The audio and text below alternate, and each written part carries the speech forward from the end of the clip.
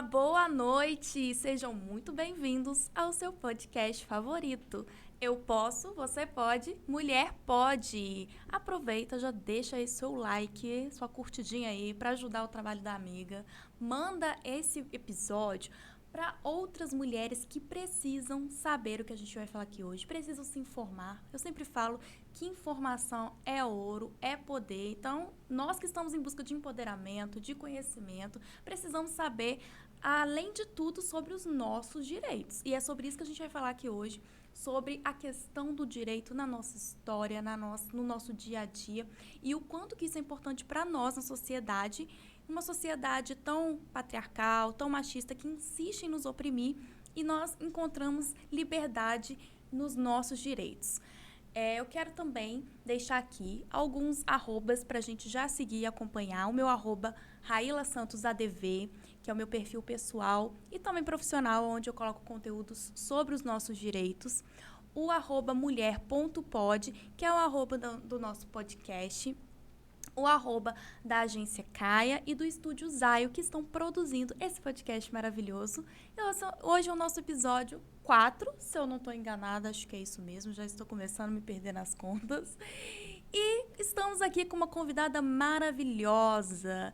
Ela é advogada, ator, Maria Luísa. Muito Mais pouco. acadêmica, porque a gente estava num bate-papo de bastidores de advocacia aqui. É coordenadora do curso de Direito da Universidade Redentor.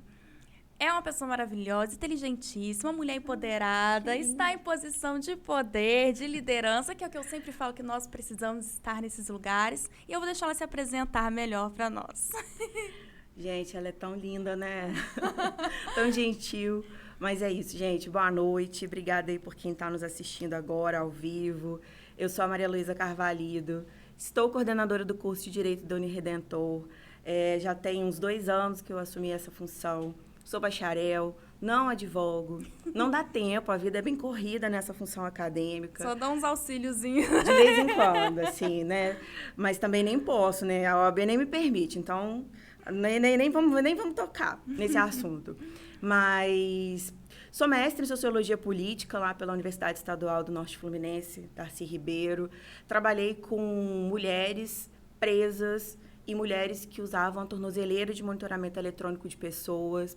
Estou terminando meu doutorado também no mesmo programa, continuo trabalhando com o mesmo público, com as mulheres, mas agora numa outra proposta, entendendo a história de vida dessas mulheres que estão presas. Fiz algumas outras especializações, sou professora há quase, né, enfim, não vou falar tantos anos, porque eles vão começar a fazer conta e aí eu me entrego, mas já tem bastante tempo que eu estou na sala de aula e, assim, quando a Raíla me fez o convite, eu fiquei muito feliz de poder estar aqui conversando com vocês, porque é muito importante o que ela vem fazendo, a forma como ela vem trazendo essas discussões, como ela vem colocando a mulher num lugar de destaque, que é o lugar que ela precisa estar, que ela deve estar. E não é difícil, tá?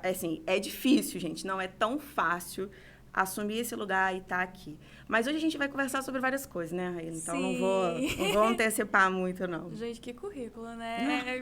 Vive estudando. É o que a gente falou, nós somos eternos alunos, né? Eternos Sim. alunos, sempre em busca de estudar. E é importante a gente tomar posse desse lugar, sabe, dentro da academia, e principalmente porque por muito tempo esse lugar foi ocupado por homens, né? É verdade. A gente ficou muito tempo longe dos bancos escolares, ou quando nós chegávamos nesse lugar, nós estávamos restritas a um papel que era vinculado ao privado. A gente estudava, mas a gente estudava como cuidar da casa, como cuidar dos filhos, como cozinhar, como ter uma economia doméstica que privilegiasse aí a função do marido, que estava fora, provendo, né, a casa e a família. E quando a gente assume esse lugar e a gente conquista esse lugar, a gente precisa fazer de tudo para não perder. E é importante, sim, é muito importante que a gente não pare nunca de estudar. E, assim, o meu marido não quer muito que eu siga pro pós-doc, não, mas já tá na mira, o pós-doutorado. Claro que vai. E tem que continuar, a gente tem que seguir. A gente não pode parar, né? E é legal a gente falar sobre isso, porque, igual, a gente... Quando nós tivemos oportunidades de sermos educadas, sermos ensinadas, foi ser ensinada a servir, né? A servir uma casa, a servir um lar, uma família, o outro. E hoje a gente até estava conversando antes de começar o episódio, o quanto que a gente tem ganhado destaque nas pesquisas, no mundo acadêmico, o quanto, no geral, né, na posição de liderança. A gente teve uma eleição esse ano onde um número de mulheres também foram eleitas, né, estão aí à frente, um número considerável, sim. E não só mulheres, como a gente fala mulheres no todo, né? Mulheres trans, mulheres nos representando de todas as formas em todos os lugares. E eu me sinto muito honrada de ter aqui uma coordenadora do curso onde eu me formei, mulher em posição de liderança, assumindo muito bem esse papel. Eu queria até que você falasse um pouquinho pra gente, Maria Luísa, sobre essa questão da mulher no mundo acadêmico, né, da importância. Sim, é uma discussão que eu gosto bastante, sabe, Raíla? Durante a pandemia, e aí eu vou fazer, se você me permitir, né, e as pessoas que estiverem nos acompanhando também, né, deixarem eu falar, eu vou falando. Fiquem à vontade. A pandemia, quando a gente entrou, assim, logo em março, né, de 2020, que saiu aquele aviso que a gente precisaria fazer o isolamento, uma quarentena, porque a princípio não tinha o nome do isolamento, né, era uma quarentena. Sim. A gente começou a perceber, pelo menos a gente que está nessa atividade de trabalhar fora, eu estava, assim, terminando as minhas disciplinas obrigatórias do doutorado, então em campus, então eu tinha um deslocamento de Itaperuna para campus, eu ficava 3 dias na cidade, em campus, ficava fora de casa, eu tenho 3 filhos, então, assim, é muita logística, eu preciso de uma rede de apoio muito consolidada para que eu possa fazer isso, né? Primeira coisa. E aí, quando a pandemia, né, a quarentena apareceu, parecia que a sensação que a gente começava a ter era assim, nossa, vai ser um momento que a gente vai ter para descansar, para dar uma acalmada nesse ritmo frenético de estrada, de viagem, de faculdade, de aula, de aluno, de coordenação, de tudo isso. Sim. E, de fato, foi. Né? Os primeiros 15 dias foram maravilhosos. A gente, literalmente, se sentia de férias. Mas, quando a situação começou a se agravar e a gente não conhecia a doença, não sabia o que ia acontecer, e a gente passou a perceber que ficaríamos mais tempo em casa e o trabalho voltou de uma maneira remota, aí, assim, eu senti um choque muito grande. Acredito que tenha sido desafiador. Extremamente desafiador. A minha filha mais nova, ela tinha 3 anos, 3 para 4 aninhos. Então, ela era bebê ainda, era uma criança. E aí, a primeira coisa que vinha à minha cabeça é assim, como que eu vou dar aula da minha casa com a Laís o tempo todo? Mãe, quero isso, mãe, aquilo. Porque eu estava no espaço dela. Ali é o espaço onde eu sou dela. Não é o meu espaço de trabalho. Então, organizar isso foi um desafio. Depois, eu tive um desafio de manter como pesquisadora num momento de pandemia, num momento de isolamento, onde o meu objeto de estudo eram mulheres presas que também estavam em isolamento. Sim. Então, eu não tinha como manter as minhas entrevistas, manter a minha pesquisa. Ali, né? Não, elas não estavam recebendo visita, nem a família estava visitando. E aí foi complexo me entender como pesquisadora. Né? O trabalho caminhava por um lado da docência, mas, assim, quando a gente está envolvida na área acadêmica, e aí é um conselho, né, para quem gosta de conselho, e se fosse bom a gente vendia, não dava, né? A gente, depois que começa, a gente não quer parar. Então, iniciem, tá? Iniciem. E aí, eu falava assim, gente, eu preciso fazer alguma coisa. E os meus colegas do doutorado, em sua grande maioria, que são homens, as produções acadêmicas deles, assim, cresceram exorbitante. E eu não conseguia escrever uma linha, porque eu estava em casa 24 horas. O tempo todo no meu ambiente familiar, dividindo o meu ambiente familiar com o meu ambiente de trabalho, e tendo que administrar a saúde mental de 3 crianças, a minha, do meu marido. Então, assim, foi complexo. E me entender nesse momento como pesquisadora foi muito grande. E eu escrevi muita coisa. Eu falei assim, gente, mesmo que não seja texto acadêmico, que tenha mais uma pegada de crônica ou de relato mesmo, do que você está pensando, do que você está sentindo, eu fui escrevendo, fui guardando isso. Primeiro porque eu tive que adaptar a rotina, inclusive, das crianças para as aulas remotas, o que também foi difícil. Desafio, né? Foi difícil. Equipamento para todo mundo. internet para todo mundo ao mesmo tempo, conectado nas aulas. Evolução dentro de foi. casa. Eu montei o meu escritório, eu transformei o meu escritório de casa numa sala de aula, com quadro, com, sabe, um monte de aparatos, microfone profissional. Eu montei um setup, né? É assim mesmo, acho que é. Montei um setup para mim dentro do meu escritório, com câmera, com microfone, com computador, com melhorei a provedor da internet. Eu deixei tudo preparado, porque o aluno também precisava se sentir motivado para estar na minha aula. É verdade. Sabe? Era novidade para ele também. Poxa. E você sabia, vivendo na pele com seus filhos, o que eles iam passar. Exatamente.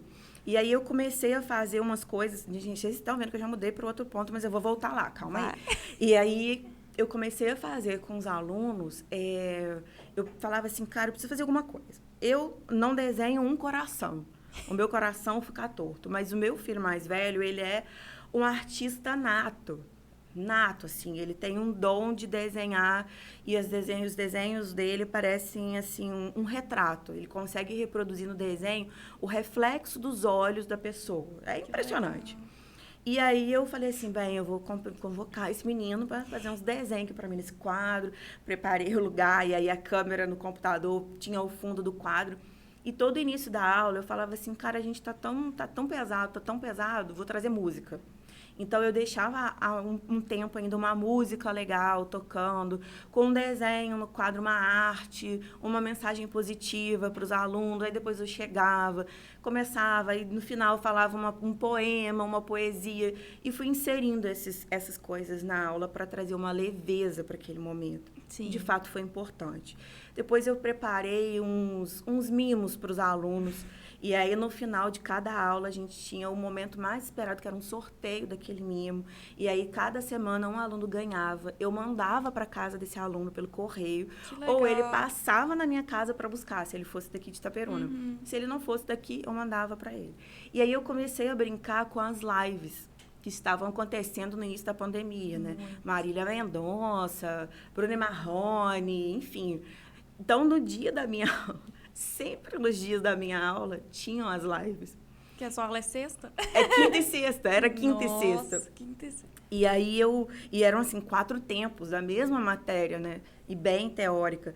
E aí eu brincava com as lives e com as músicas desses cantores na aula. Eu comecei a trazer isso para a aula. E aí isso fez com que os alunos abrissem as câmeras, com que eles interagissem. Então, eu fui trazendo um outro tom para a aula. E uma coisa que me despertou, que eu poderia fazer mais, foi num dia que eu terminei a aula, que eu saí do escritório, meu filho olhou para mim e falou assim, mãe, até a sua voz muda quando você está dando aula. Que legal. Você muda quando está dando aula. Você é outra pessoa. E ali falei assim, bem, então, para mim, o trabalho durante o período remoto foi o que me manteve saudável. Foi a minha válvula de escape. E eu me cobrava por não conseguir produzir nada academicamente do doutorado, porque eu via todo mundo fazendo alguma coisa e eu não conseguia. E o tempo que eu tinha era depois que todo mundo dormia, que a casa ficava mais silenciosa, que não tinha mais criança, não tinha mais ninguém, que eu pegava o computador e começava a escrever. Mas eu já estava tão cansada do dia... Isso que eu ia falar, era a hora do descanso, né?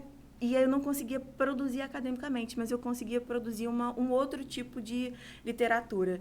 E, assim, eu percebi que a gente, mulher, nesse momento, se anulou demais academicamente.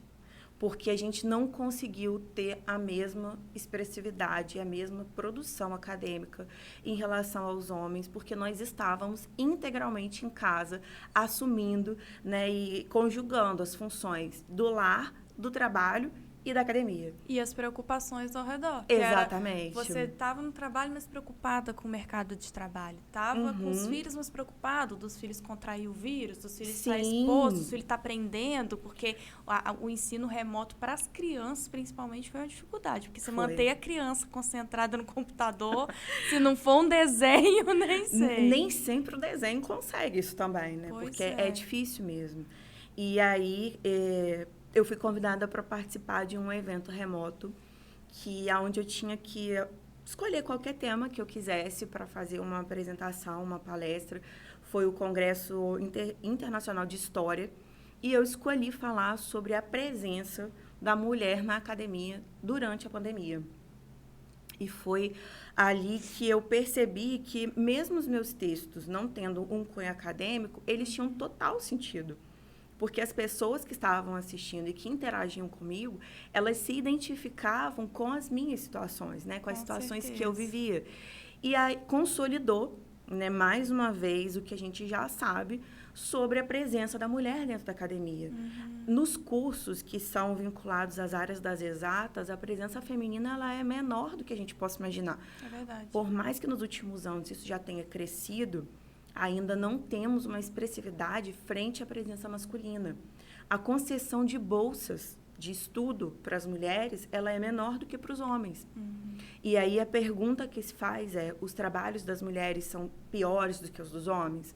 A capacidade intelectual da mulher é menor do que a do homem? Não. A questão é o tempo que o homem tem para se dedicar a escrever algo que vai contemplar um edital. Porque enquanto ele está sentado escrevendo, tem alguém tomando conta das crianças, tem alguém cozinhando, tem alguém lavando, tem alguém passando, tem alguém arrumando casa para que ele possa estar lá sentado fazendo aquilo. E quando é o contrário? Eu falo isso até quando é uma questão de divórcio, que muitas das vezes é uma mulher que não trabalhava fora, mas ela se dedicava ao lar. E aí os homens geralmente questionam, né? Mas eu que comprei tudo com o meu dinheiro, eu que trabalhava fora. E aí eu uso essa mesma versão dessa fala. Mas para você trabalhar fora, para você se dedicar ao trabalho, tinha uma mulher lavando, passando, cuidando dos seus filhos, se dedicando ao lar.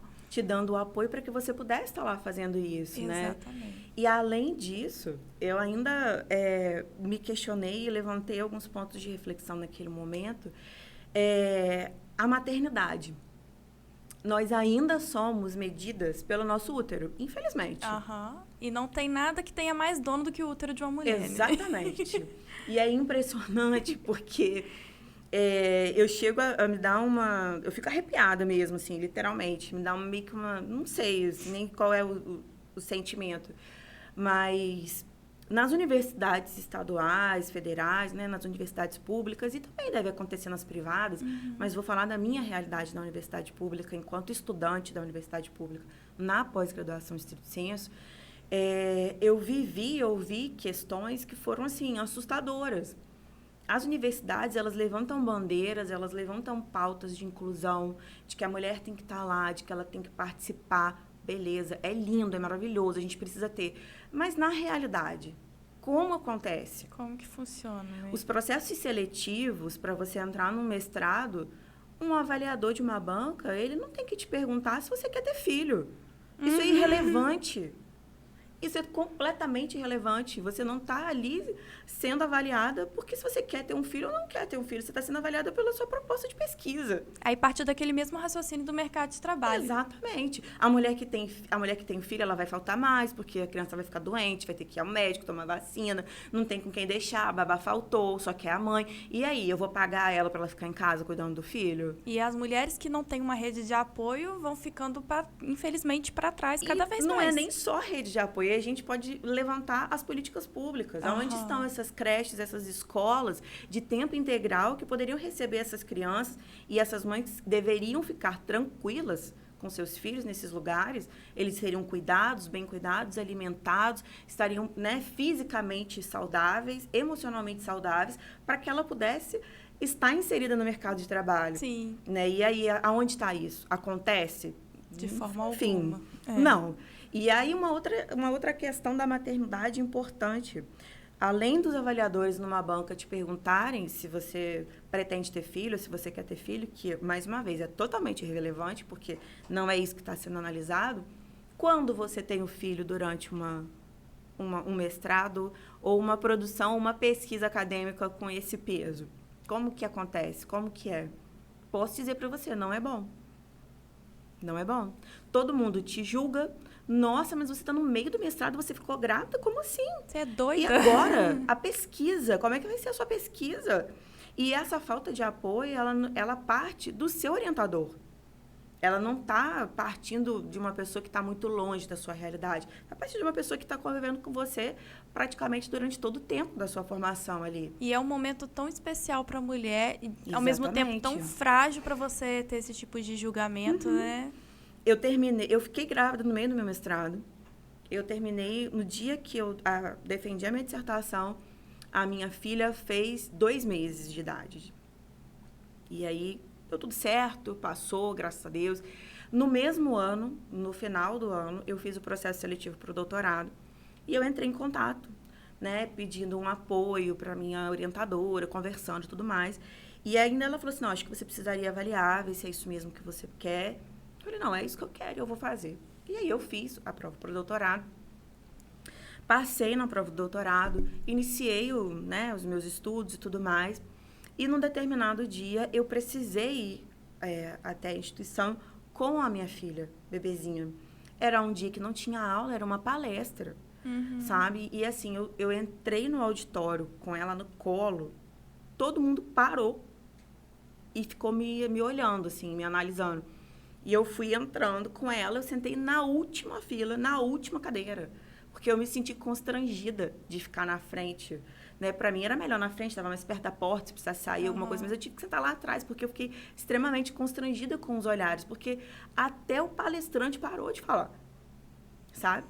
E aí, né, essa foi uma situação comigo, assim, real. Sim. E questões, por exemplo, a mãe que está na academia, ela está estudando. Existe uma estrutura física nessas universidades preparadas para essa mulher? Vamos inserir, vamos incluir, mas e a criança? Tem um fraldário? Tem um lugar onde ela pode deixar a criança para brincar um pouco, para ela descansar? Tem um lugar para a criança dormir? A gente não tem isso, nós não estamos preparados para receber as mulheres nesses espaços. E faz até a gente refletir sobre... foi tão difícil a gente conseguir o direito à educação, acesso à educação, a frequentar instituições, a faculdade. E agora, ainda que a gente tenha, eu sempre falo, os direitos das mulheres nunca são para todas as mulheres. Sim. Porque indiretamente você retira de uma mulher mãe o direito dela ter o pleno direito de exercer um mestrado, doutorado. Sim. E aí é por isso que é tão importante a gente frisar que esses espaços precisam continuar sendo ocupados por mulheres, independente de qualquer coisa. Sim. Precisam continuar sendo ocupados por mulheres. Hoje, né, a Uniredentor foi, né, comprada pelo Grupo Educacional AFIA. O grupo tem uma proposta de que mais de 60% das suas lideranças sejam de lideranças femininas. E isso é uma política bem bacana da instituição, que tem a ver, inclusive, com a Agenda 2030 da ONU, né, e tudo mais. Nós já tivemos uma reitora mulher na instituição. Que legal. Hoje nós temos uma pró-reitora acadêmica, que é mulher. Recentemente, eu assumi a coordenação adjunta de todos os cursos da saúde, das exatas, das humanas, da instituição. Além de estar à frente da coordenação de um curso que é extremamente tradicional, tem sempre figuras masculinas, né, vinculadas, que é o curso de Direito. Então, a gente precisa ocupar esses lugares mais do que nunca. E a gente tem que mostrar mesmo, assim, né? É difícil estar ali? Todos os dias a gente precisa reafirmar a nossa importância, a nossa sabedoria, o nosso conhecimento, o nosso potencial, todos os dias. É cansativo? Mas a gente não pode parar, a gente não pode desistir. E todas as vezes que eu penso nisso, eu lembro lá da Marianne. A Marianne é aquela moça que tem o símbolo da Revolução Francesa, né? Ela estava ali lutando no meio daquela revolução, no meio daquela guerra, daquele conflito todo, porque ela estava buscando uma igualdade de direitos para as mulheres naquele momento. Então, foi uma coisa extremamente importante. E o símbolo da revolução, ele é bem sugestivo, né? Ela está com um vestido branco, com o seio à mostra. Sim. Numa mão, ela tem uma espada, na outra, a bandeira da França. Então, tem uma questão patriota, tem uma questão da presença da mulher, ainda assim, com o seio à mostra, sua feminilidade, expondo as suas diferenças físicas e tudo mais. Mas foi a partir dali, né? Eu vou pontuar esse marco, né? Tem outros, mas a partir dessa discussão, dessa revolução, que a gente começou a ver várias outras figuras femininas e masculinas apoiando a questão da igualdade de mulheres. E a discussão era pontual, principalmente em relação aos direitos políticos, porque a gente estava restrita ao lar, né? A gente tinha um representante que era a figura masculina. Sim. Ou pai, ou irmão, ou marido, né? E nessa representação masculina, eles determinavam e eles decidiam o que a gente tinha que fazer e o que a gente não tinha que fazer. Então, quando a mulher foi para a guerra, foi para a Revolução, foi, assim, extraordinário. Tanto que virou símbolo. Mas, quando, né, se chegou a Constituição Francesa naquele momento, a igualdade não chegou, não apareceu. Elas ficaram de fora. E aí, a gente lembra da Olympe de Gouges. Não sei se você já ouviu falar dela, já conheceu alguma coisa, já leu alguma coisa sobre ela, mas ela escreveu a primeira Constituição feminina, uma Constituição para as mulheres. E ali ela trazia a questão do direito à educação, da mesma forma que os homens têm. E, assim, ela, né, enfrentou o mundo por conta disso, mas e deixou o legado. Hoje a gente tem a possibilidade, obviamente, depois dela vieram outras pessoas, né, outras mulheres. Se tem o surgimento do feminismo, das correntes do feminismo, né, das ondas e tudo mais. E a gente tem o que a gente consegue hoje estar aqui fazendo esse podcast por conta dessas mulheres lá atrás. E a gente todos os dias precisa reafirmar. Espero que, quando a minha filha crescer, ela encontre uma sociedade diferente, né? Que esteja mais aberta, mais igualitária, digamos assim. Até questão da gente falar sobre igualdade de direitos, né? Se a gente for parar para pensar que no Brasil, essa igualdade chegou há 30 e poucos anos atrás, com a nossa última Constituição, que expressamente pôde prever aí que as mulheres têm os mesmos direitos que os homens, são iguais em direitos. E, na verdade, na prática, a gente encontra a gente tem bonito no papel, mas na prática é sempre uma realidade social muito diferente, né? Essa falta... Eu estava até conversando esses dias lá em casa sobre a questão da Copa do Mundo, que tá no auge o assunto. O quanto que a gente se envolve, que os órgãos paralisam, o mercado de trabalho para assistir. Sim, a gente tem que torcer para a nossa seleção, incentivar o esporte, que muda muito a vida dos jovens. Mas ano que vem é a Copa Feminina e ninguém está falando disso. Ninguém está falando. Exatamente. Se a gente parar para pensar que em 79 que a gente teve aí a liberação para poder mulheres estarem jogando futebol, né? Porque até então tinha um decreto da Era Vargas que proibia as mulheres serem jogadoras de futebol, porque com a desculpa de que era um esporte que não condizia com as condições físicas da mulher. Então, a gente falar disso até reflete muito na nossa sociedade hoje. Por que as mulheres não se interessam assim tanto? A gente tem grandes jogadoras. Marta foi 6 vezes melhor do mundo. Sim. Mas por que as mulheres não se interessam tanto pelo esporte, futebol, por exemplo, entre outros? Porque não há tanto incentivo quanto para os homens. Exatamente porque é um contexto histórico. E outro dia, 40 e poucos anos, elas conseguiram esse direito de jogar. A igualdade entre homens e mulheres no papel, no direito, 30 e poucos anos veio com a Constituição. E eu acho que todo esse contexto histórico de proibição, de falta de participação, de não deixar a gente, desde sempre, desde os primórdios, estar na sociedade participando, gera esse reflexo hoje, né? Sim. Porque eu estava ouvindo o seu relato, eu estava pensando, gente, quantas mulheres tem dentro de Maria Luísa? Porque é mãe, é coordenadora, é pesquisadora, é isso, é aquilo. E eu acho que todas as mulheres, cada uma na sua área, tem muita multiplicidade. E então a gente tem que se desdobrar para ser muitas e boa em tudo. Que porque a gente é aprovada o tempo todo. Entre um homem, e na maioria das vezes um homem branco, e uma mulher, a mulher tem que cada vez mais provar a sua competência, que ela não é só um rosto bonito, mesmo tendo que ouvir que às vezes a gente está naquele lugar para enfeitar, porque é mulher. Então, assim, é complicado. É dentro da nossa profissão muito mais, que é uma área muito tradicional, né? Então, a gente se esbarra sempre com umas questões assim. O tempo todo, essas questões de gênero, elas vão perpassando mesmo a nossa cultura, né? E, assim, ter uma mudança, para uma mudança efetiva acontecer, a gente vai precisar de tempo, de muito tempo ainda. Porque foi uma construção cultural histórica. É uma construção, na verdade, sociocultural de muito tempo.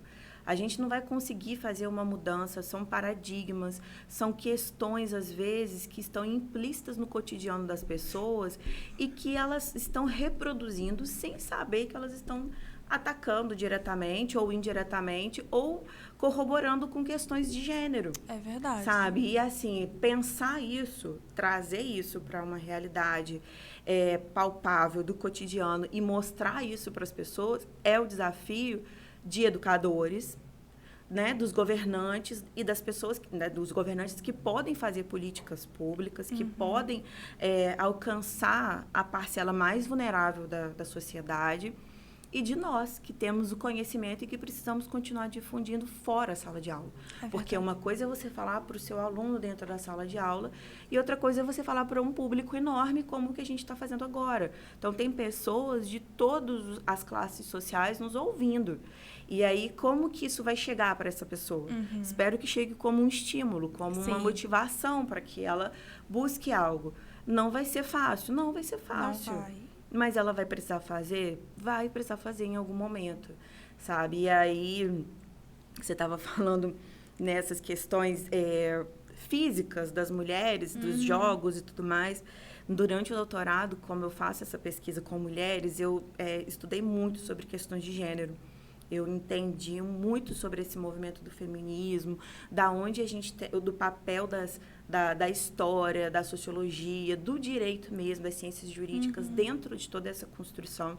E para mim foi muito importante esse momento, porque eu realmente entendi algumas coisas começaram a fazer sentido para mim. A história tinha, né, um débito com as mulheres, porque todos os marcos nunca se mencionavam aonde estava a mulher naquilo ali. Nunca teve um registro, né? Não. E aí, quando começa o movimento do feminismo a sair da Europa e a ganhar os Estados Unidos, a gente tem uma nova corrente, obviamente, sendo pensada, e aí se começa a movimentar os historiadores para que eles pontuem aonde estavam as mulheres ali. Qual foi o papel das mulheres na construção da própria história da sociedade. Sim. E uma coisa interessante que eu me deparei numa dessas aulas foi com um manual médico do século XIX. Nesse manual médico, a biologia era a ciência que estava dominando as questões de gênero. E então ela ditava as regras. E era um manual mesmo. E ali dizia, eles estavam pesquisando o corpo feminino. E eles estavam querendo entender como que era o processo do corpo da mulher quando ela ficava grávida, e aí ela não menstruava, e como que o corpo dela produzia leite. Então, eles não conheciam esse processo fisiológico, mas eles estavam buscando explicações para isso. E as explicações eram, assim, as mais esdrúxulas possíveis que você imaginasse. Eu imagino. E todas, nem todas, mas a grande maioria das explicações estavam vinculadas ao emocional da mulher. Porque ela era colérica, que eles falavam, ela era colérica, então ela era colérica e histérica. E essa histeria da mulher fazia com que ela não tivesse as regras, né? Porque esse era o termo que eles usavam nesse século, não tivesse a menstruação. E esse sangue da menstruação que não descia, ele subia, e aí, desafiando as leis da física, ele ia parar nos seios, e por conta da temperatura corporal da mulher durante a gestação, ele cozinhava, esbranquiçava e ficava disponível para o neném. Parece piada, né? Hoje, a gente ri agora, mas eu confesso que na hora que eu li aquilo, eu falei, gente, eu não tô lendo isso. Não é possível que alguém escreveu isso e outras pessoas validaram, sabe? Assim, E registraram aquilo. aquilo. E acreditavam e difundiam, sabe? Então, tem explicações, assim, bem esdrúxulas. Se a gente for voltar um pouco mais na história, desde a época do Rousseau, já se tinha o próprio Rousseau escreveu um livro que era do Emílio à Educação. Nesse livro, ele estava falando a diferença entre a educação de homens e mulheres. E ali ele já deixava claro que a mulher nasceu para casar, ter filhos, né, fazer um bom casamento e criar os filhos para a nação. Então, a gente já tinha esse discurso lá atrás, se consolidou na psicologia, na fisiologia da mulher, enfim, e a gente tem reproduções até hoje, né? Você viu que o som que caiu ao vivo, por causa da internet, acho. Voltou? Depois vai subir ali. Ah. Poxa. Já estamos? Vai virar outro dia. Por causa de quê que caiu? Da chuva. Mas depois o Rafa vai subir aqui. Vai gravar. Poxa vida, hein? Tava num raciocínio bom aqui. Tava dando uma aula à parte. Ai, ai, vou te mandar. Gente, então ninguém tá nesse link agora, né? Pra quem tá assistindo depois, o link caiu, eu vou postar agora pra gente não perder. Vou até fazer uma story, que aí eu já aviso. Gente, pra quem estava acompanhando ao vivo, Mulher Pode, deu uma questãozinha técnica aqui da chuva, caiu, mas já estamos nesse novo link aqui ao vivo. Entra lá pra você não perder, que tá maravilhoso o bate-papo. Ai, meu Deus.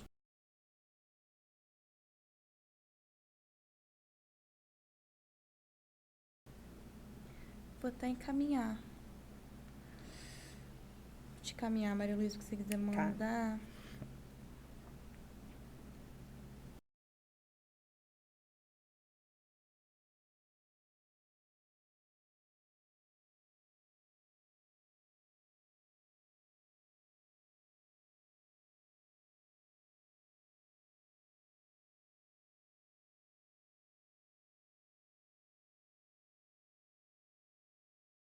Que agora foi.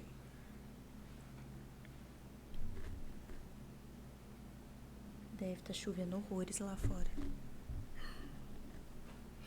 Deve. Gente, será que a gente vai conseguir sair daqui?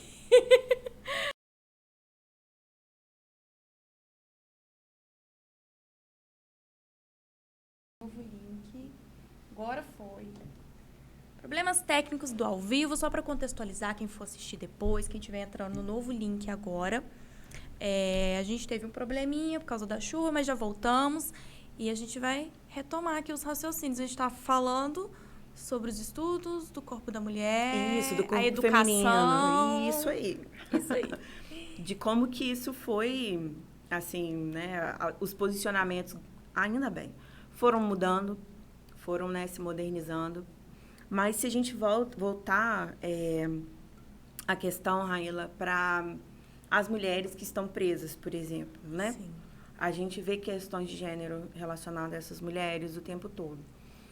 O que eu pude perceber durante as minhas pesquisas, porque desde 2013 eu venho trabalhando com esse público e com a história de vida, porque a história de vida é uma técnica de pesquisa muito mais profunda, mais elaborada.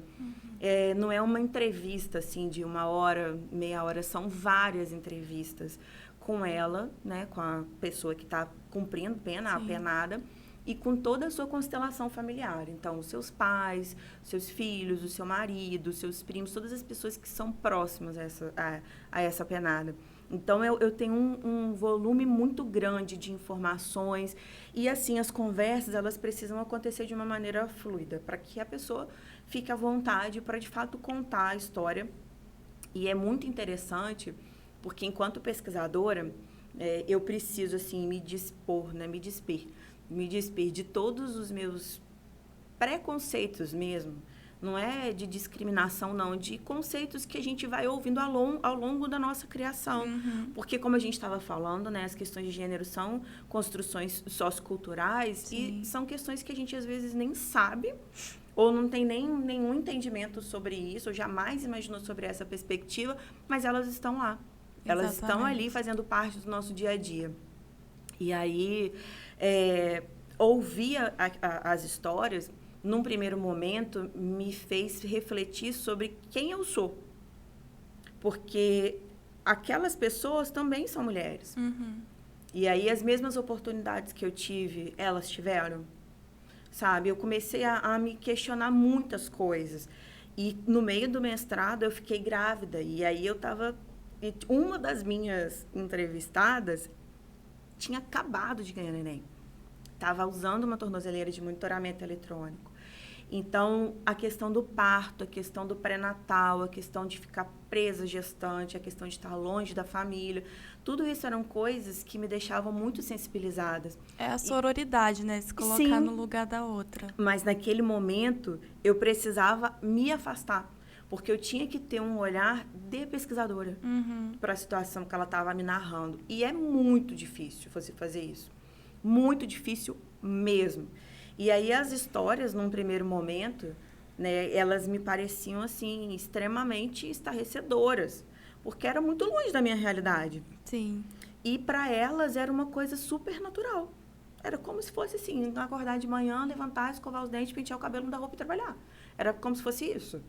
E para mim era algo assim, gente, como alguém pode fazer, pensar ou viver assim? E para elas, tranquilo, né? Assim, tá lá na minha dissertação, tá, gente? Tá publicada, só vocês procurarem. Faz como diz meus alunos, dá uma gugada aí no meu nome, que vocês vão achar. E tem um artigo também que eu publiquei na revista da UF, da Confluências, que fala de uma história específica. Então, tem ali um relato bem legal.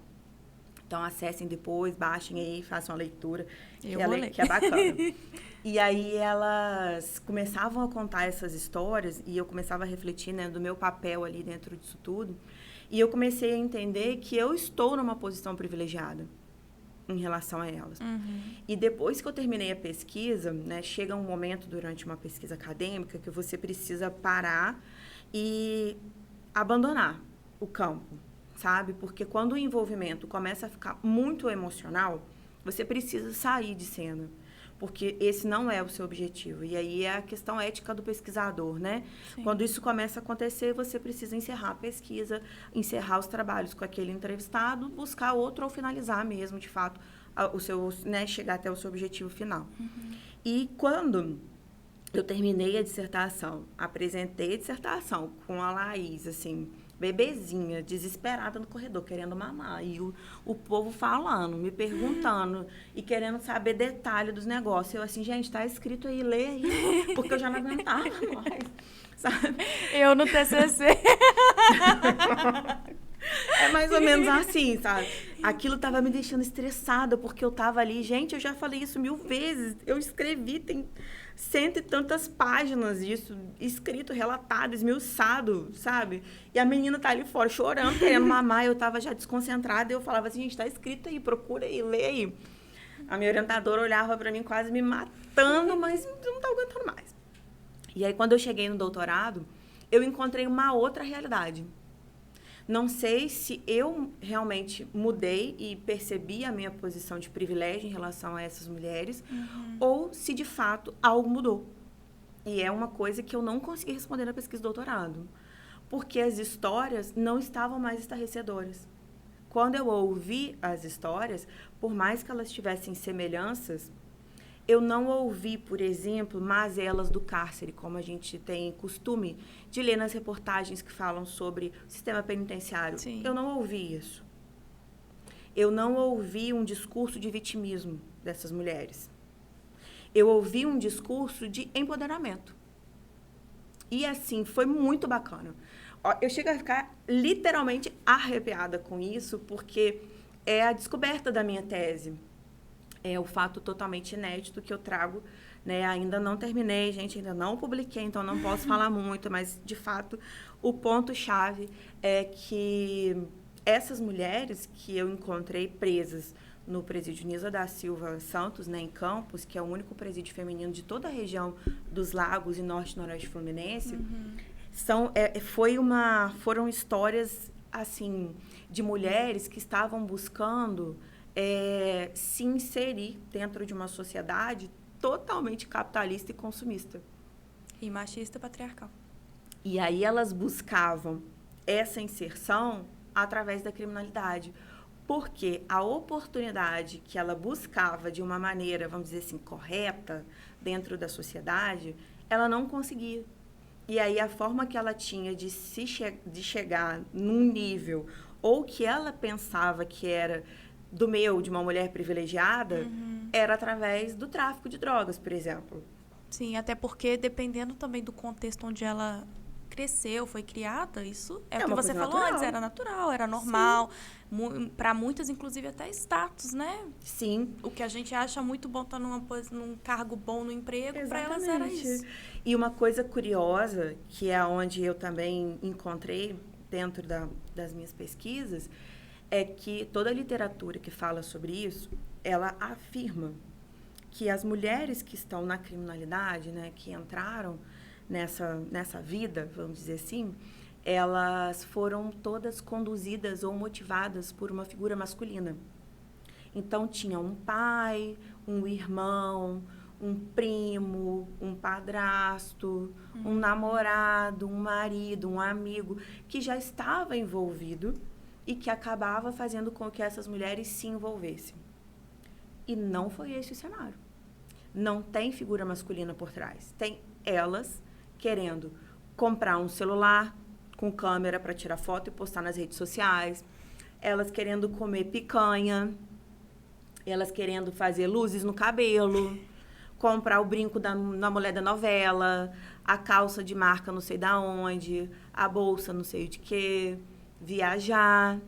Serem reconhecidas de alguma Ter forma. uma casa. Uma geladeira de porta... Daquela dupla, gente, que eu nem sei o nome. Sabe? Assim, frost free, que tem 2 portinhas e embaixo que é o congelador, refrigerador. Então, elas queriam isso. Era isso. Porque uma das perguntas que eu sempre faço nas minhas entrevistas, de várias maneiras, até para testar as respostas, porque a gente tem que entender que em algumas situações elas vão manipular as respostas, né? E aí, para buscar encontrar aonde está essa manipulação... eu fazia a mesma pergunta de várias maneiras, em diferentes contextos, em diferentes momentos. E as respostas sempre foram do empoderamento. Foram, não, porque eu fiz porque eu queria comprar. Nem sei o nome mais das coisas. Uma específica falou comigo que ela queria comprar o iPhone mais novo que tinha. E ela não tinha dinheiro, ela não conseguia trabalho. E o trabalho que ela conseguiu arrumar, depois que ela arrumou uma creche para deixar o filho, para ela poder ir trabalhar, foi numa loja. E o salário que ela ia ganhar na loja não ia dar para ela comprar um iPhone em 1 ano.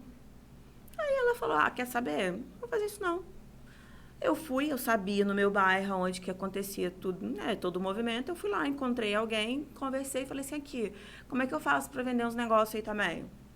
A pessoa falou assim, vamos lá que eu vou te falar. E aí, dali começou o envolvimento e ela entrou nessa vida. E foi até, em algum momento, ela acabar sendo presa. E aí a gente tem um outro olhar. Quando essa mulher é presa, ela tem condição, por exemplo, de pagar um advogado? Para que ela tenha acesso aos recursos, né? E a todo o procedimento jurídico ali, do trâmite jurídico de uma maneira célere.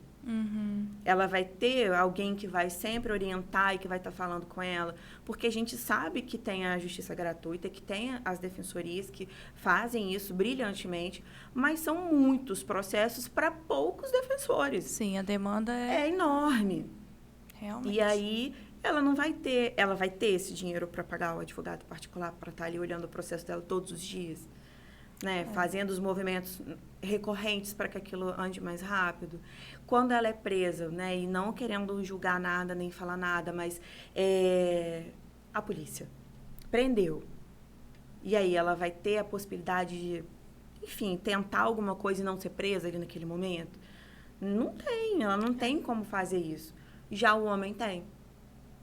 E aí a gente começa a ver um crescimento exponencial de mulheres que vão começar a ser presas por conta da inserção dessas mulheres no crime de tráfico e, principalmente, para a grande surpresa de todas nós, de crimes contra o patrimônio público. E aí a gente começa a ver um aumento realmente assim de 600% de 2014 até 2019, que foi o último censo realizado antes da pandemia. Foi até feito um na pandemia, mas a gente não considera ele para análise, então até 2019. E foi assim, é um crescimento absurdo. Sim. Mas ainda assim elas representam 38% da população carcerária no Brasil. Então é muito pouco. se a gente for parar para pensar, mas ao mesmo tempo é muito grande, né? Porque é muito pouco em questão de todo o sistema, Uhum. mas o crescimento tão rápido, né? Sim, em pouco tempo. Em pouco tempo assusta. Assusta, realmente. E essa questão do eu vou porque eu quero, então se inspira em alguém da família. Eu já até ouvi alguns relatos de mulheres que não tinham os filhos, não tinha uma rede de apoio, não tinha uma família, e aí foram pela necessidade. É até interessante a gente, eu acho que a gente deveria ter mais conhecimento de sociologia, mesmo de sociedade, porque é o que você falou, são cenários diferentes, são realidades diferentes. Quando você olha assim de longe, você assusta, mas quando você começa a entender o contexto daquela pessoa, por que ela fez aquilo, e às vezes a gente acha assim, ela fez porque ela queria um iPhone, mas houve uma influência do capitalismo, nós somos que esse influenciados. iPhone representaria para ela dentro do grupo social que ela faz parte? Exatamente. Às vezes, para quem tem acesso fácil àquele iPhone, ele é só mais um objeto, mas para ela... Era um status, era uma situação de poder. Demonstrava que ela tem poder, que ela conseguia fazer o que ela queria, do jeito que ela queria. Ela conseguiria ter acesso aos bens de consumo que fariam dela uma pessoa importante. Porque a gente tem essa relação. Infelizmente, todas as pessoas, consciente ou inconscientemente, têm essa relação. E aí, para ela, quando eu comecei a ouvir essas histórias, e assim, eu trabalhei exclusivamente com 9 mulheres. Então, eu entrevistei essas 9 mulheres por 2 anos e meio, mas toda a sua constelação familiar. Então, eu tenho um material muito grande sobre muitas coisas que dá para, assim, trabalhar em várias análises, em vários aspectos. Mas como uma tese de doutorado precisa ter um caráter inédito, e esse foi o ponto que eu encontrei de total discrepância da literatura da área consolidada, já de muitos anos, que falava sobre a inserção da mulher na criminalidade, que era a minha pergunta-chave.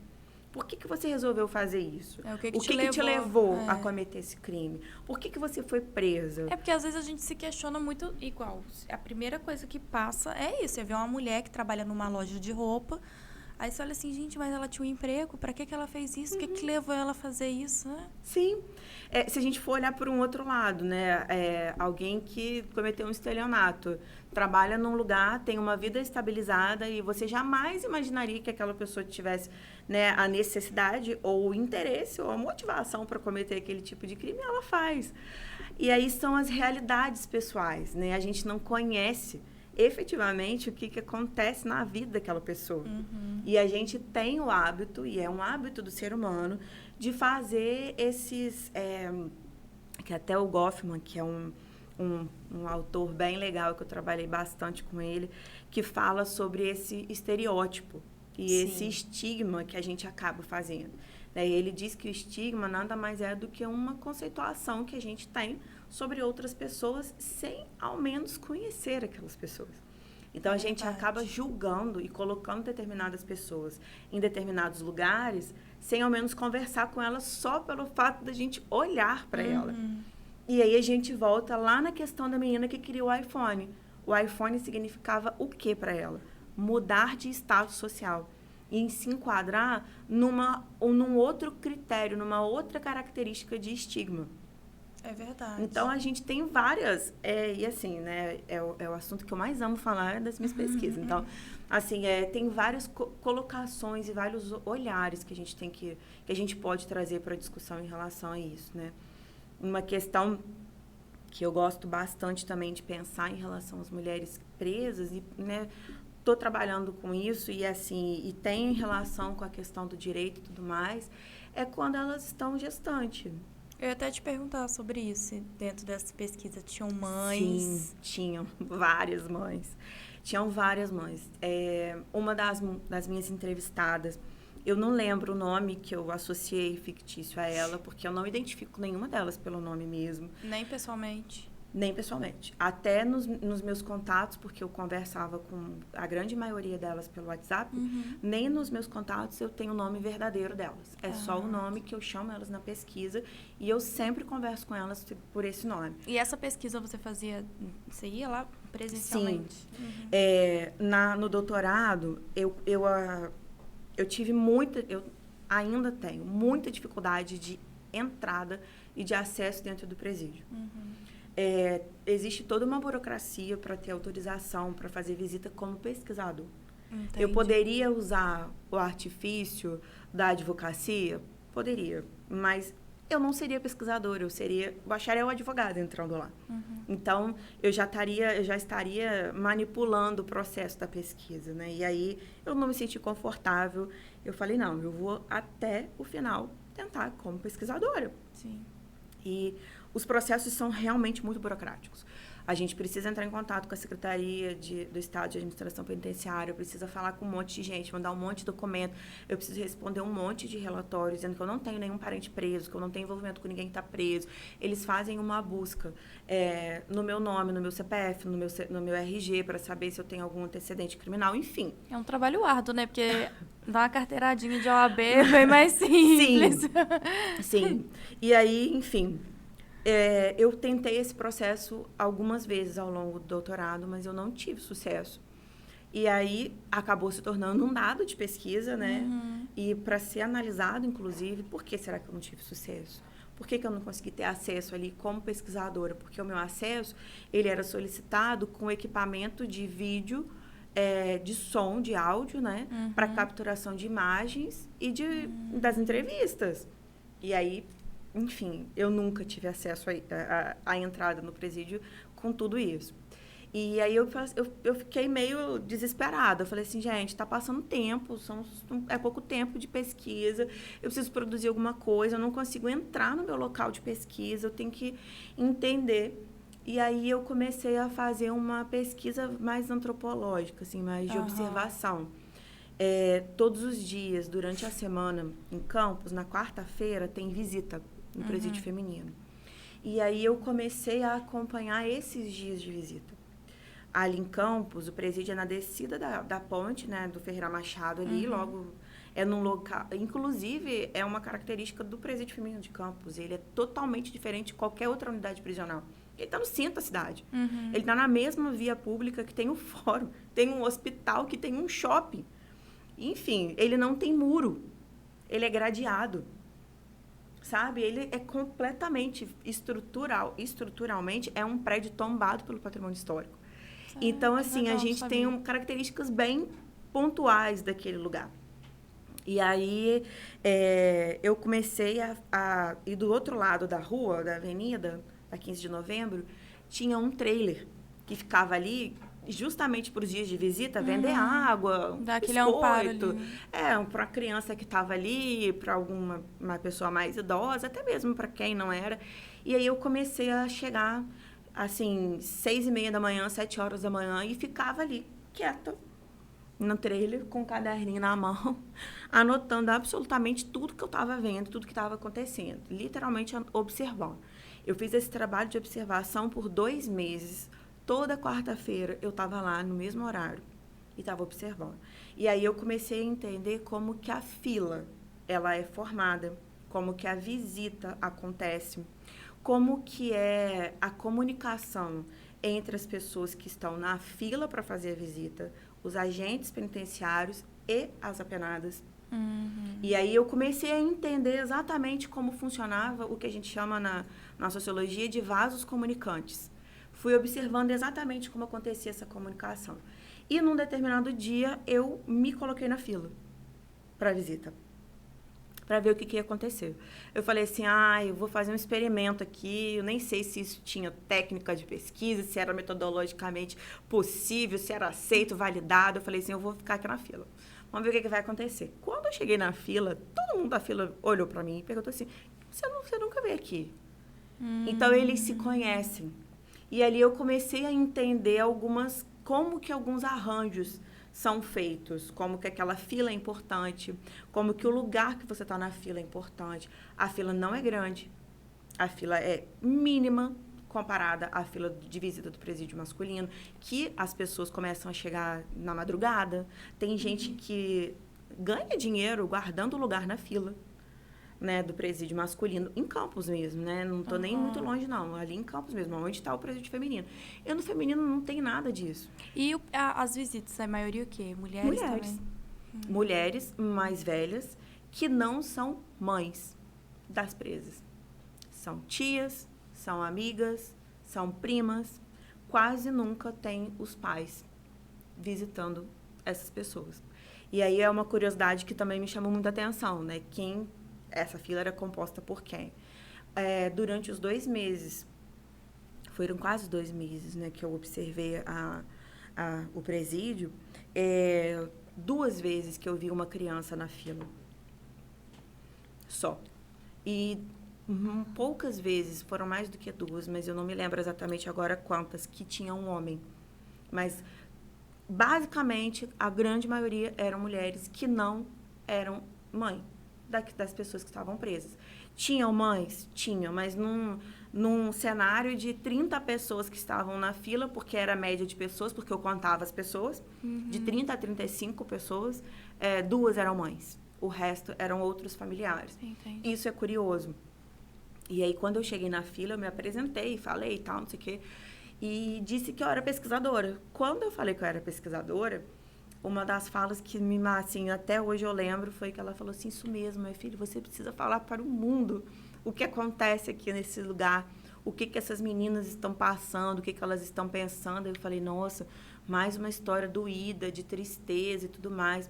Ela falou, aí ela começou a me contar a história da sobrinha dela, que estava presa, que ela estava indo visitar. E é uma história bem tensa, assim, e eu não vou contá-la agora, não.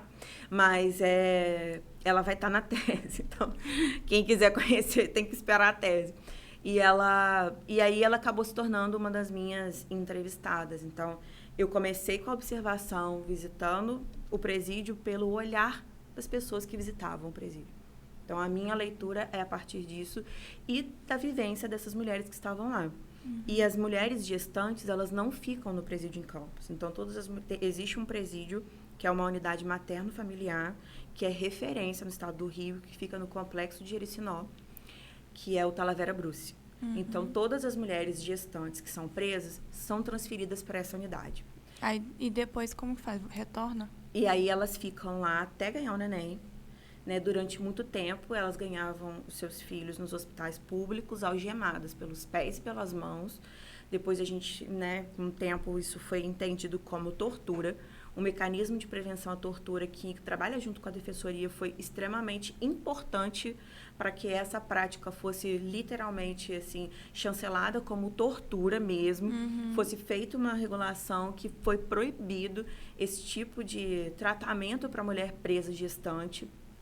Mas, ainda assim, em algumas situações, nós encontramos relatos de mulheres que tiveram seus filhos algemadas pelas mãos e pelos pés. Tá? Então, só para constar. Elas vão lá, ganham um neném num hospital público, que, em tese, seria o próprio hospital que faria todo o acompanhamento de pré-natal dessa mulher, acompanharia a saúde do bebê e dela. E aí, o bebê nasce, ela fica no hospital o tempo que ela precisar. Ela não pode levar nada para o hospital, só a roupa que ela está vestindo. Eles ganham um kit maternidade nesse hospital, com roupinha para neném, com fralda e tudo mais. Mas, obviamente, elas estão produzindo, né, o enxoval do neném no período que elas estão presas, inclusive com as próprias visitas dos familiares, que é raro, porque imagina uma moça de Itaperuna que foi presa gestante e foi parar no Talavera Bruce. Só o custo para que o familiar fosse visitar, é melhor mandar o dinheiro para ela, porque existe toda uma economia dentro do presídio, né? Então, é melhor ela ter o dinheiro do que, de fato, ter a visita. E a visita fica por carta. E eles se comunicam por carta.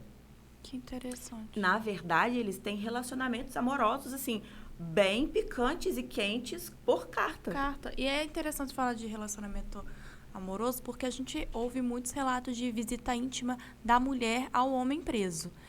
E, pelo visto, a mulher presa já não tem tanta incidência assim, né? Não, porque... eles chamam de parlatório, né?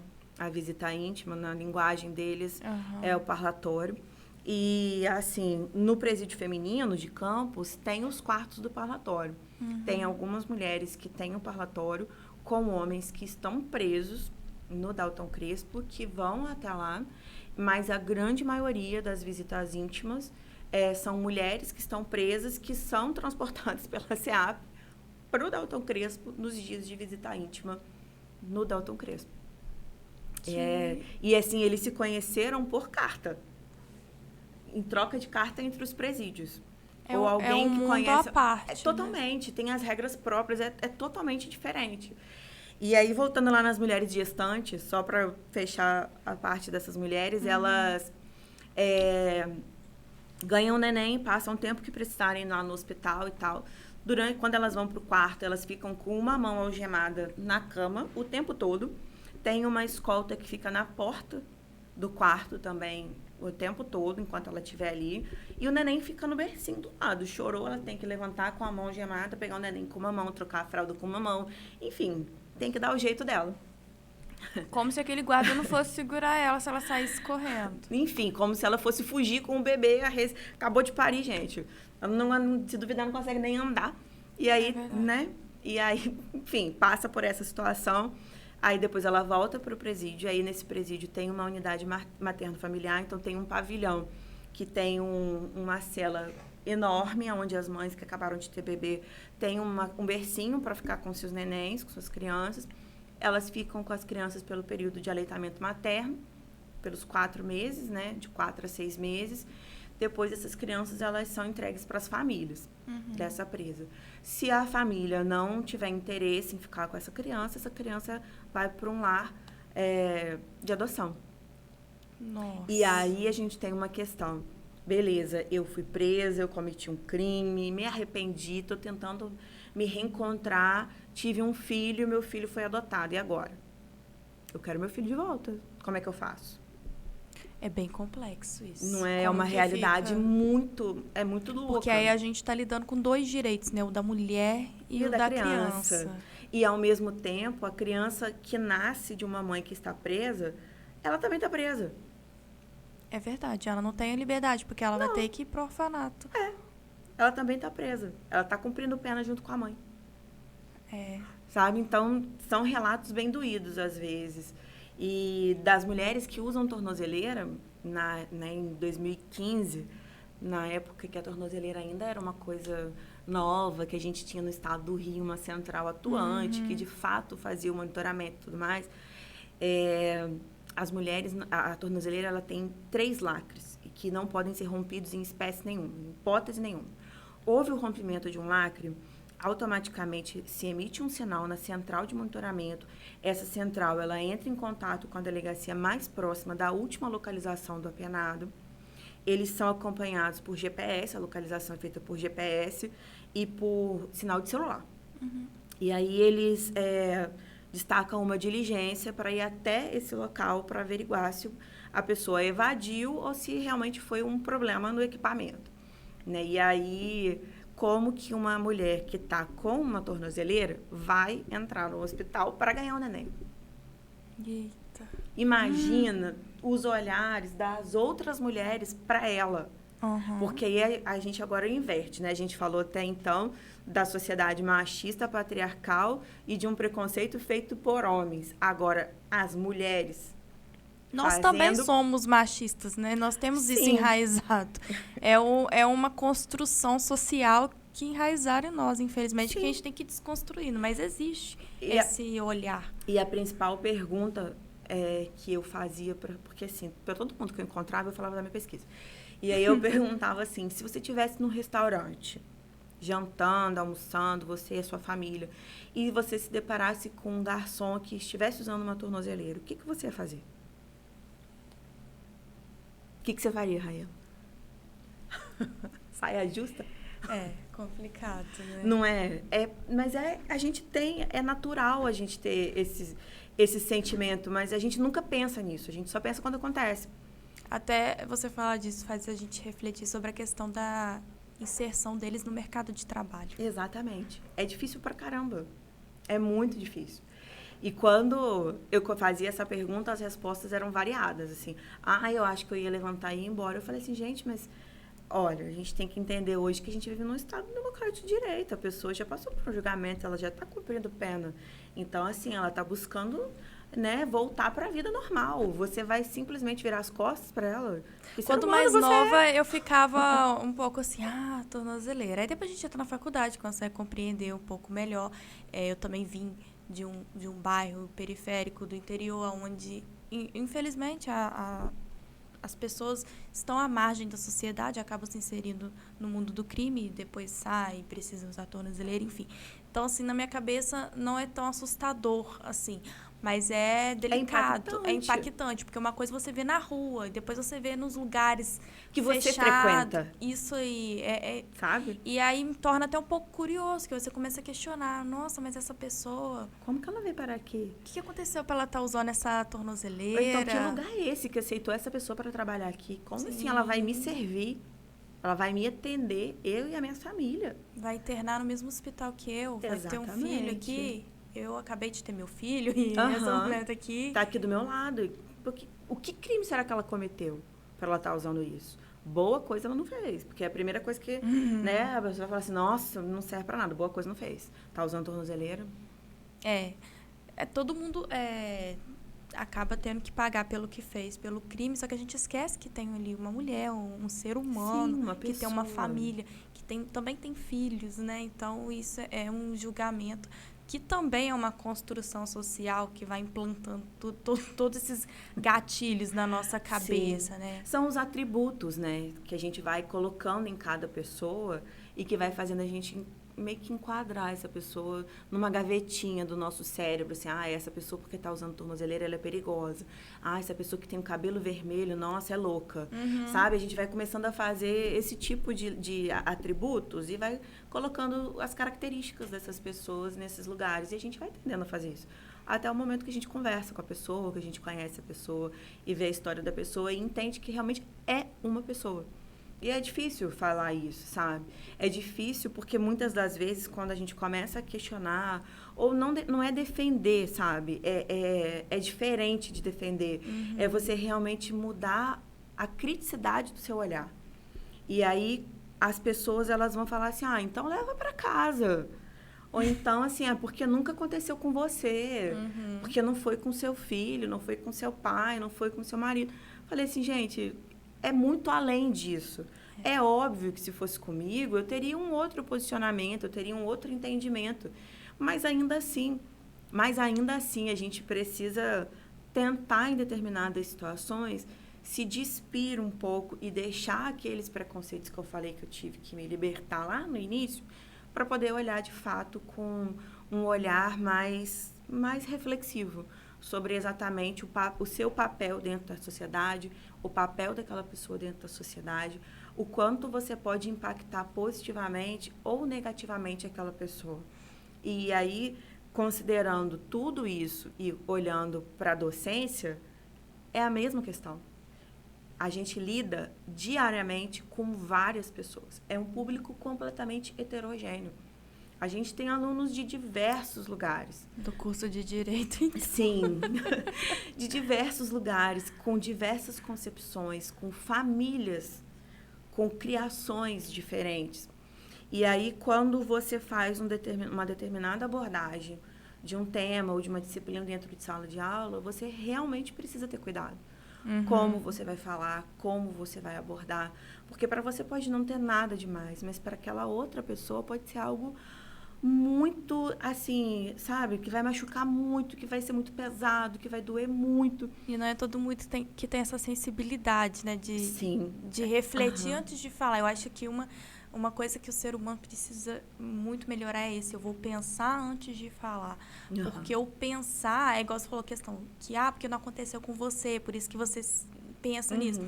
Mas uma coisa é sentimento e outra coisa é você observar, porque claro que se alguém faz algo de ruim pra gente, o primeiro sentimento, ele é um sentimento ruim, mas se você tem essa consciência de se questionar, de observar, depois aquele sentimento vai passar e você vai começar a refletir, poxa, mas o que será que essa pessoa não passou na vida dela a ponto de fazer algo? Sim. Claro que tem casos que são questões mesmo psicológicas, né? Sim, que aí estão vinculados a patologias, exatamente. Né? Mas quando a gente entende um contexto social que aquela pessoa, de onde aquela pessoa veio, e até dentro de sala de aula, acredito que você consiga refletir muito isso. Porque quando eu eu vim do ensino médio num colégio de uma cidade bem menor que aqui, então todo mundo era de igual para igual. E quando você chega na faculdade, que são pessoas de vários lugares, de várias criações, de vários, até de questão mesmo de classe social diferente. Sim. Uns são bolsistas, outros não, outros vêm do financiamento estudantil. Então você tem que conviver com aquelas diferenças, é um pouco, sim, impactante. É complexo. E a gente não tem, não existe receita para isso. É o feeling mesmo, de aprender a lidar com as pessoas, de sentir dentro da sala de aula como que as coisas estão caminhando. E a gente pode fazer analogia com uma audiência, né? Se a gente for parar para pensar, é a mesma situação de uma audiência. Você está dentro da audiência e, de repente, você está com tudo preparado, uma estratégia pronta, o seu cliente derrapa no que ele tem que falar. E a testemunha, então? Não vou nem falar da testemunha, gente. Quando a testemunha derrapa... Não é? Aí, você vai ter que dar um jeito de contornar aquilo ali rápido. A gente eu costumo dizer que a gente é preparado para ser reativo na faculdade, no curso de Direito. Mas, ao mesmo tempo que a gente é preparado para ser reativo, a gente também é preparado para pensar. A gente precisa pensar. Muito. Pensar, porque, às vezes, a sua reação, se ela for impetuosa, ela vai arruinar a sua estratégia, a sua audiência e vai atrapalhar o seu processo e o seu cliente vai te odiar. Então, assim, a gente, ao mesmo tempo que trabalha com o aluno, que ele precisa ter um olhar para o outro cuidadoso, ele também precisa ter um pensamento rápido, mas, ao mesmo tempo, ele tem que ser crítico. Então, são vários posicionamentos, assim, que a gente costuma abordar.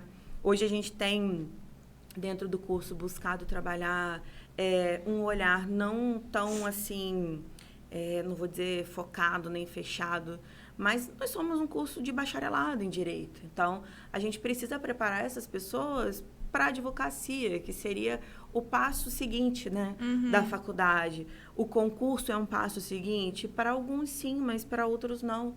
Então, eu tenho que preparar os dois lados. É verdade. E começar a fazer esse movimento. Até para a academia também. Exatamente. E a gente tem várias opções, né? Inclusive a academia. E esse curioso, você falou da academia, eu lembrei. Eu recebi uma candidata, né, para o curso de Direito ali. Ela queria conhecer a faculdade nova, né, que a gente está na nova sede e tudo mais. Queria conhecer a coordenação do curso, a matriz curricular. E eu achei tão legal, porque ela era novinha, sabe? Assim, 18 anos, eu jamais, quando eu entrei na faculdade, eu queria conhecer a matriz curricular do curso, né? O coordenador, muito menos. Ela foi lá porque ela queria conhecer. Ok, eu atendi, né, com toda receptividade possível.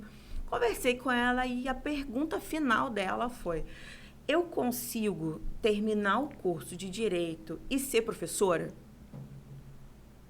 E aí aquilo ficou assim, foi bem marcante, porque eu nunca tinha atendido um aluno ou um possível candidato que tivesse o interesse em terminar o curso e virar professor.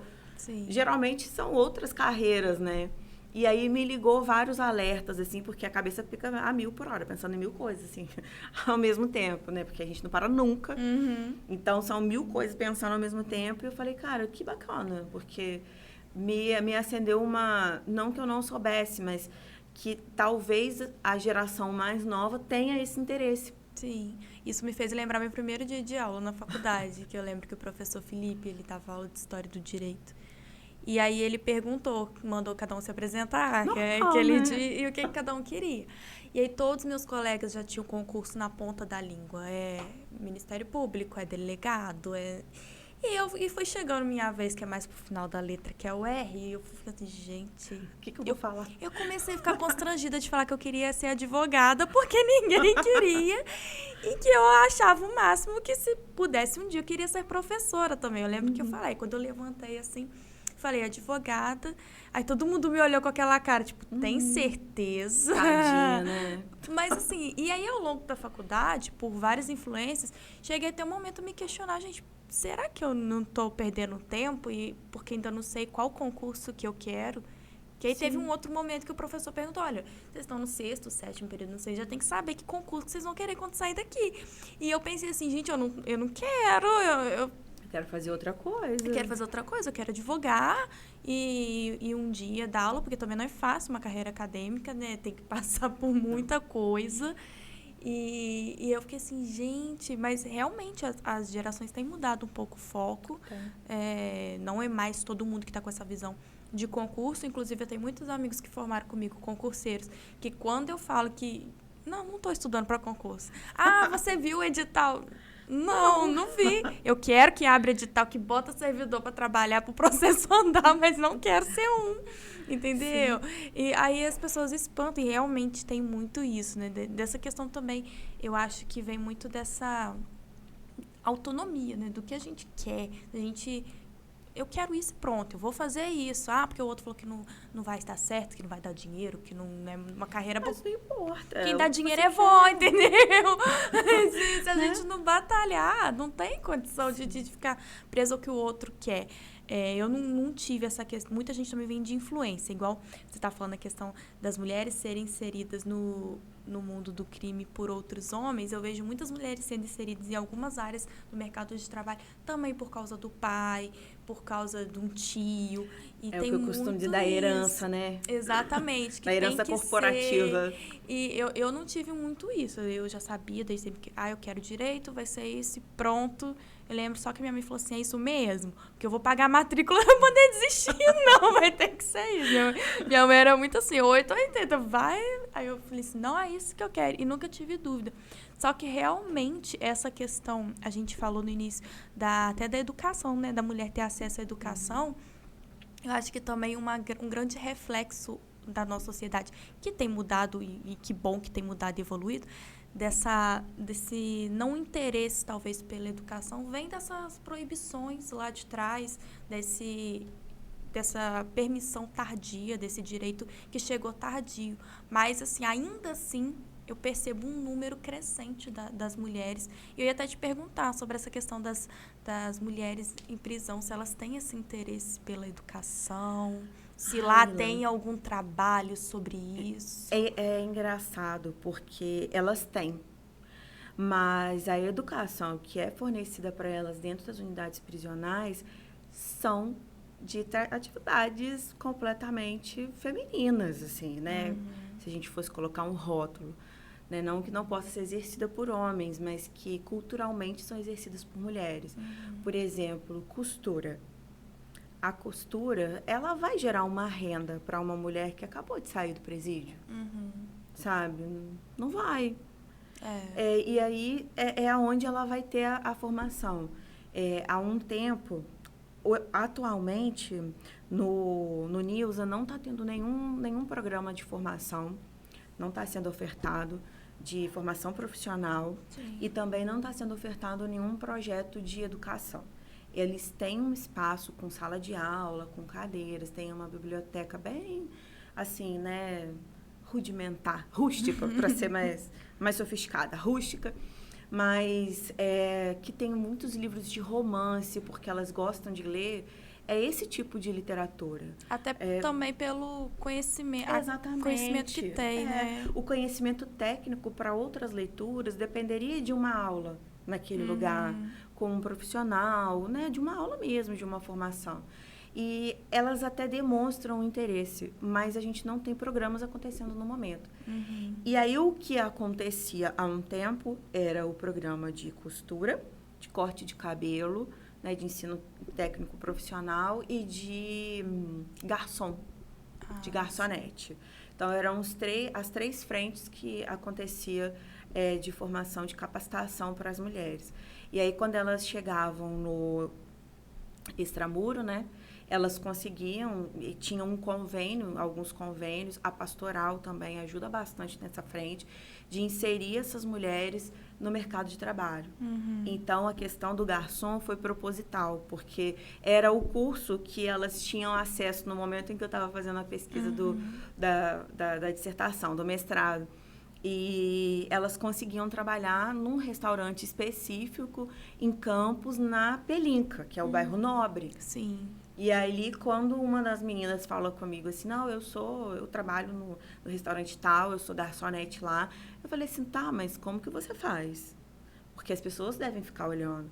Ela falou assim, não, eu sempre vou com um vestido longo ou com uma calça com as pernas muito largas no trabalho. Então, pá, né? Para ninguém, para o cliente não ver. Mas a dona do restaurante que me contratou, ela sabe. Eu falei assim, é óbvio que ela sabe. Não Né? tem Até como... porque ela tem benefício fiscal em estar contratando egresso. Então, tem, né, o toma lá e dá cá. E tem que tudo ter, porque isso. também se não tiver no vai, contrato. Não vai.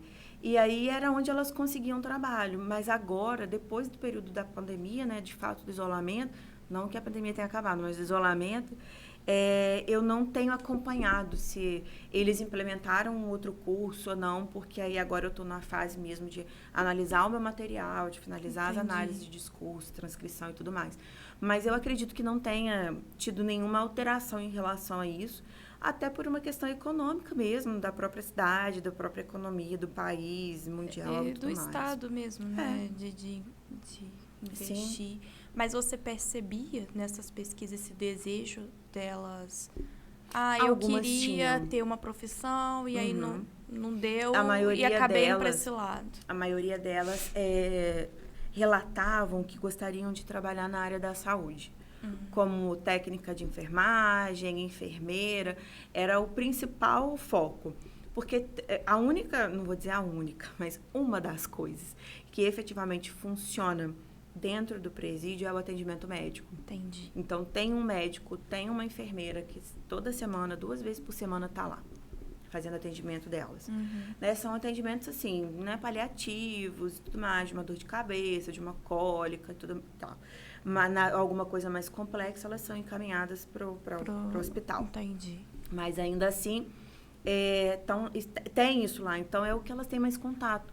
E algumas presas que já são mais antigas ou que já estão quase no período de progredir, elas acabam trabalhando como auxiliar dessa equipe. De saúde também? De saúde. Ah, legal. E aí é onde elas vão manifestando interesse em, quando sair, fazer um curso técnico de enfermagem ou uma faculdade de enfermagem para se inserir no mercado de trabalho nessa área da saúde. Interessante. Mas, além disso, a gente tem muitas mulheres que estão presas que têm ensino superior, tá? Ali em Campos, completo.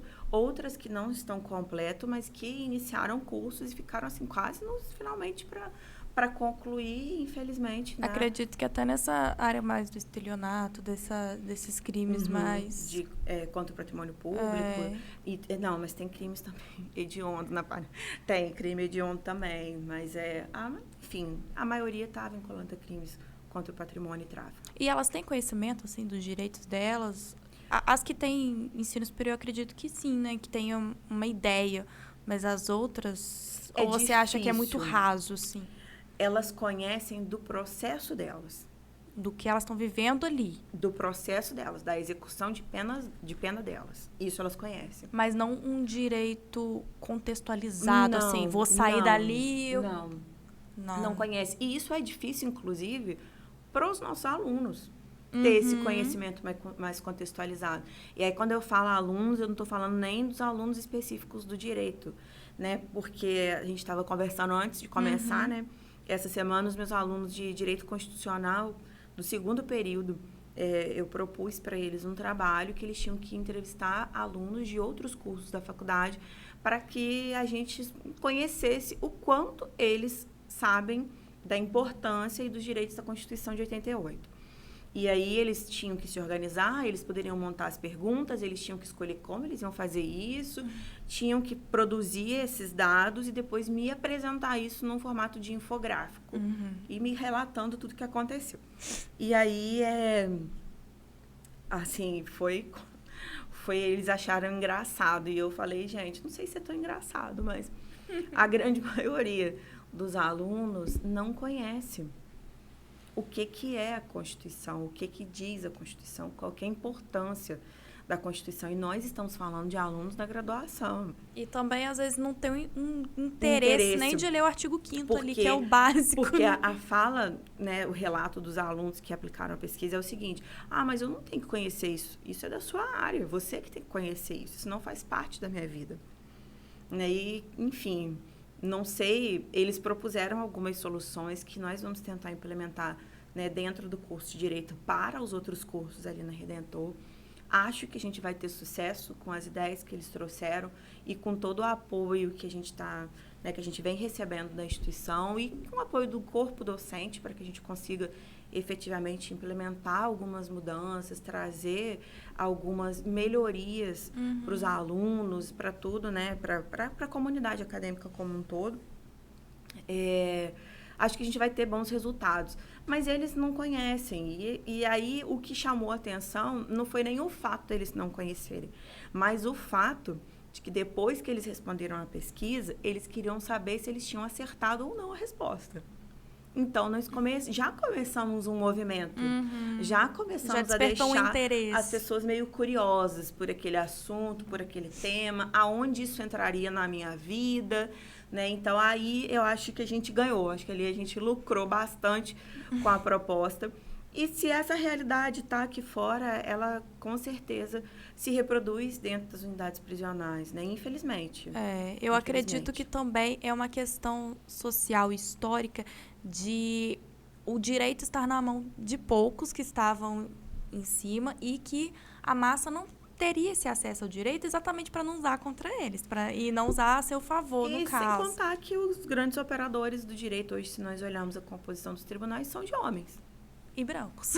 Exatamente. Então, eu acho que isso vem também dessa questão histórica, porque o direito, se a gente for parar para ver, ele está inserido em vários momentos na nossa vida, digo até que todos, porque dentro de uma relação de família, dentro de uma relação de consumo, dentro de várias relações do nosso dia a dia, né, na relação de trabalho, tudo tem o direito. E não de forma técnica, é claro que um estudante com formação em engenharia, enfermagem, entre outras, não tem necessidade de saber as questões técnicas de um processo, mas o básico, uma questão de você ir na loja, fazer uma compra e saber qual é o seu direito ou o seu dever mediante aquela compra. Sim. Então, eu percebo muito essa carência social de conhecimento mesmo, e é muito importante que vocês façam esse trabalho dentro da faculdade, que sei que vai ganhar uma amplitude fora também, porque você planta a sementinha, ela vai gerando frutos, vai levando para casa, vai levando para sua roda social de amigos. A proposta é que a gente starte alguma coisa já no próximo semestre e que isso se torne um projeto de extensão, né? E como extensão a gente tenha o olhar e o cuidado e a necessidade de atender a comunidade, né? Fora da faculdade. Então, a gente já vem trabalhando esse processo de extensão a partir desse semestre com uma outra proposta, com uma outra pegada. Trabalhamos numa disciplina do 6º período, violência contra a mulher. Então, nós levamos os alunos no CIAM, levamos os alunos para conhecer os homens da paz, levamos o CIAM na faculdade, levamos o judiciário na faculdade. Então, a gente começou a fazer esse movimento e eles entenderam algumas carências que existiam, como, por exemplo, operadores, né, de toda a rede de enfrentamento que não conheciam especificamente o CIAM em Itaperuna. Não sabiam para que ele estava lá, qual que era a função dele. E é um dos poucos municípios que tem essa estrutura no Noroeste. O próprio judiciário, em algumas sentenças, utiliza o projeto de Homens da Paz como punição, enquanto, na verdade, ele é de educação. É verdade. Né? Ele está ali para dizer para o agressor que aquilo que ele fez foi agressão. Por conta, talvez, de uma vida inteira vendo aquilo acontecer, ele entender que aquilo é uma prática normal, mas não é. Né? E aí a gente precisa fazer esse trabalho? Precisa. E que essas punições têm que vir para esses agressores também com uma carga educativa, porque não adianta pagar pelo que fez com uma mulher, depois ir fazendo com outra, reproduzindo aquilo dentro de casa, filhas crescendo naquele cenário, normalizando e aceitando outros relacionamentos, porque acho que é normal. Sim.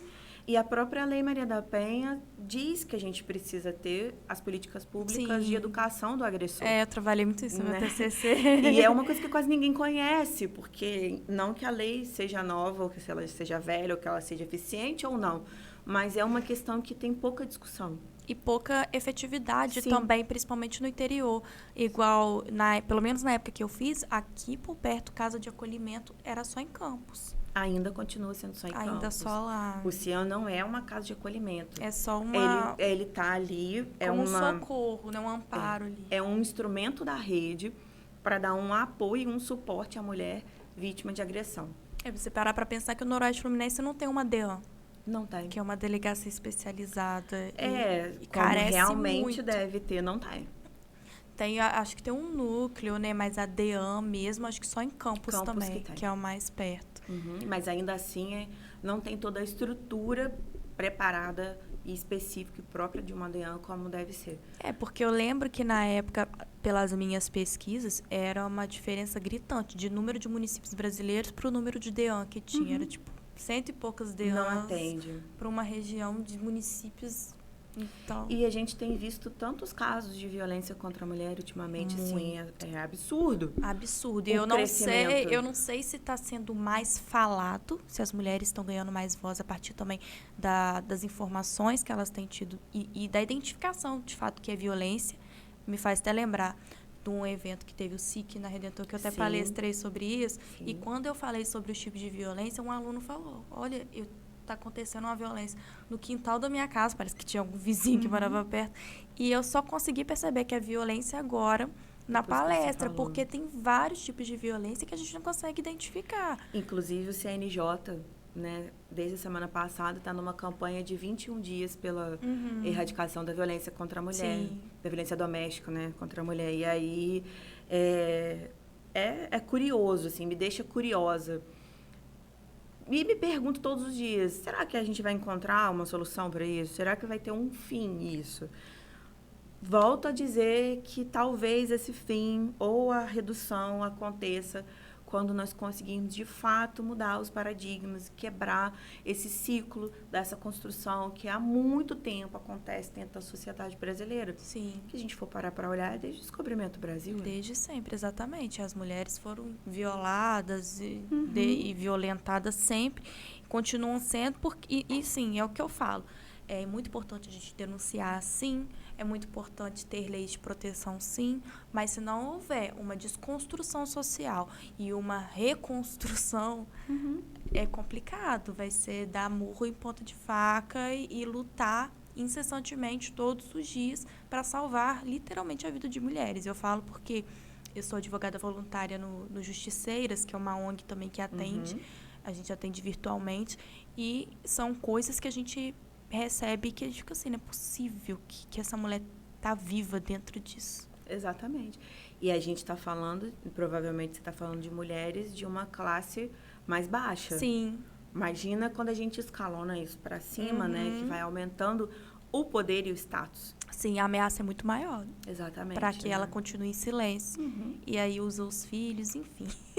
É tema para um outro podcast, sim. né?